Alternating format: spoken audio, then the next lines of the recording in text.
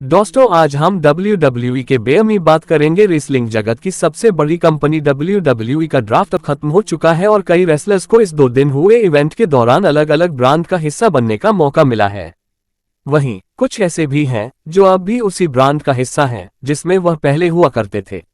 इस पूरे समय के दौरान ऐसे कई रेसलर्स थे जिन्हें किसी भी ब्रांड में ड्राफ्ट नहीं किया गया था। यह ऐसे नाम हैं जिन्हें सुनकर ही फैंस उत्साहित हो जाते हैं। इस आर्टिकल में हम आपको उन 5 नामों के बारे में बताने वाले हैं जो कि WWE के साथ हैं लेकिन उन्हें किसी भी ब्रांड में ड्राफ्ट नहीं किया गया है। फर्स्ट, अलेक्सा ब्लिस को आखिरी बार रॉयल रंबल 2023 के दौरान देखा गया था, जहां वह बियांका ब्लेयर को उनके रॉ विमेंस टाइटल के लिए चैलेंज कर रही थी। इसके बाद वह कंपनी से दूर हो गईं और उन्होंने एक बच्चे को जन्म दिया। उन्होंने हाल में जिम से जुड़ी हुई पोस्ट करके फैंस को बात करने पर मजबूर कर दिया था। फैंस को ये लगता है कि वह जल्द ही अंकल हाउडी वाले किरदार के साथ बन रहे ग्रुप के मेंबर के तौर पर वापसी करेगी। सेकंड, शार्लेट फ्लेयर पिछले साल दिसंबर में अपने ACL, MCL और मेनिस्कस को चोटिल कर बैठी थी। इसके बाद उन्हें 9 महीनों के लिए रिंग से दूर कर दिया गया था। वह इस समय रिकवरी कर रही हैं।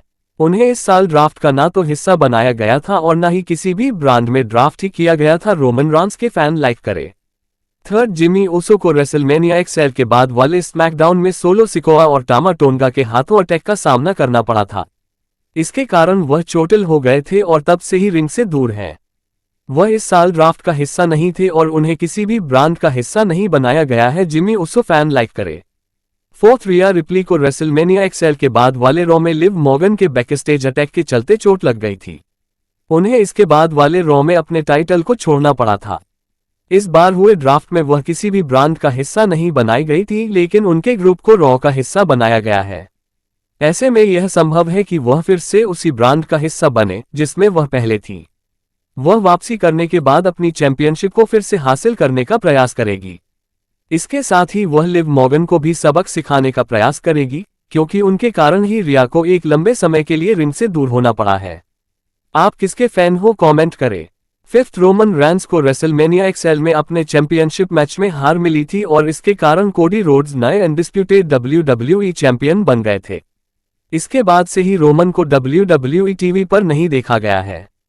उन्हें इस साल होने वाले ड्राफ्ट का हिस्सा बनाया गया था लेकिन अंतिम समय में चीजें बदल गई थी। आपका इसके बारे में क्या कहना है, कमेंट करें और चैनल को सब्सक्राइब करें।